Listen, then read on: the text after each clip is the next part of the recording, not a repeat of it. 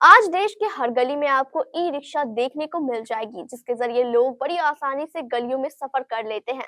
लेकिन यह e rickshaw इन दिनों लोगों की मौत का कारण बन रही है। ई रिक्शा की बैटरी में लगातार धमाके हो रहे हैं। क्या है पूरा मामला और क्यों आग का गोला बनती जा रही है ई रिक्शा? इससे जुड़ी पूरी जानकारी देखिए इस खास रिपोर्ट में।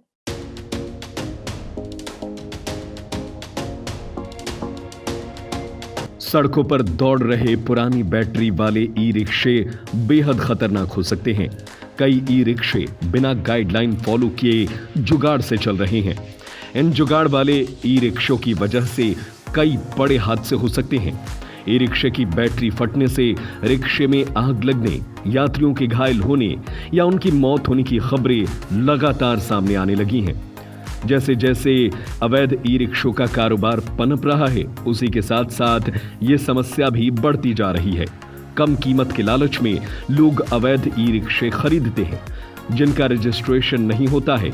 ऐसे ई रिक्शों की कीमत और लागत को कम रखने के लिए रिक्शे बनाने वाले लोग उनमें अच्छी क्वालिटी की बैटरी लगाने के बजाय सस्ती बैटरी लगा रहे हैं, और वही सस्ती बैटरी कई बार जानलेवा साबित होती जा रही है। ऐसा ही एक मामला बिजनौर से सामने आया है, जिसके बाद से अब ई रिक्शा की बैटरी पर सवाल उठने लगे हैं। बिजनौर जनपद के झालू में तेज धमाके के साथ ई रिक्शा की बैटरी फटने से आग लग गई। इससे ई रिक्शा में सवार चालक समेत 5 लोग झुलस गए। पुलिस ने जख्मी लोगों को उपचार के लिए अस्पताल भिजवाया। झुलसने वाले लोगों में मेरठ के रहने वाले कई लोग शामिल हैं।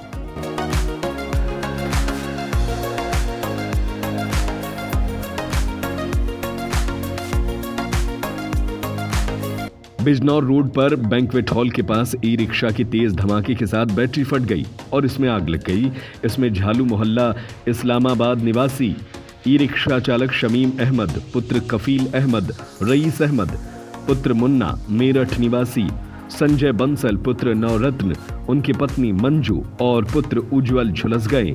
मेरठ निवासी लोग कस्बा झालू में शादी समारोह में शामिल होकर बिजनौर जाने के लिए ई रिक्शा में बैठे हुए थे। इसी तरीके की कई घटनाएं देश के अलग अलग शहरों से सामने आ रही हैं। घटना के बाद सवाल उठ रहे हैं कि आखिर ई रिक्शा कितनी सुरक्षित है?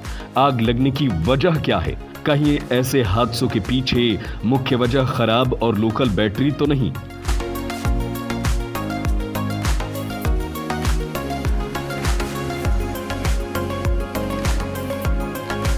ई रिक्शा ड्राइवरों से जब यह सवाल पूछा गया तो ड्राइवर ने बताया कि इस समय मार्केट में सिंगल बैटरी की कीमत 70 से 80 हजार रुपए है।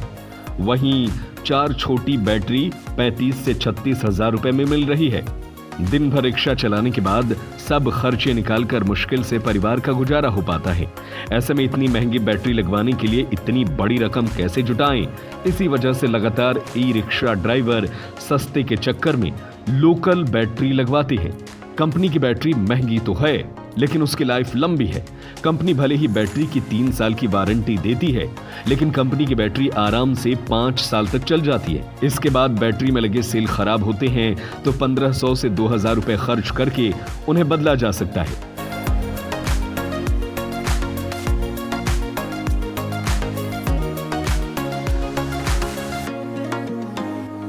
लोकल बैटरी की कीमत इससे आधी होती है।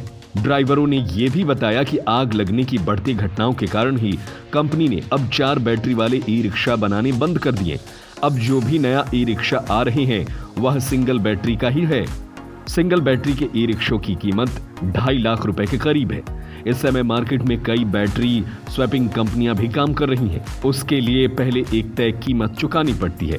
ड्राइवरों ने बताया कि बैटरी स्वैपिंग में 2 बैटरी के एक दिन के 200 रुपए चार्ज देने पड़ते हैं, जबकि वही काम 130 रुपए में सस्ते में हो जाता है। तो कोई ड्राइवर 200 रुपए क्यों खर्च करेगा? क्योंकि ज्यादातर ड्राइवर अपने ई रिक्शा को जिस पार्किंग या गोदाम में खड़ा करते हैं, वहीं पर 130 रुपए में चार्जिंग हो जाती है। सड़कों पर दौड़ रहे पुरानी बैटरी वाले ई रिक्शे बेहद खतरनाक हो सकते हैं।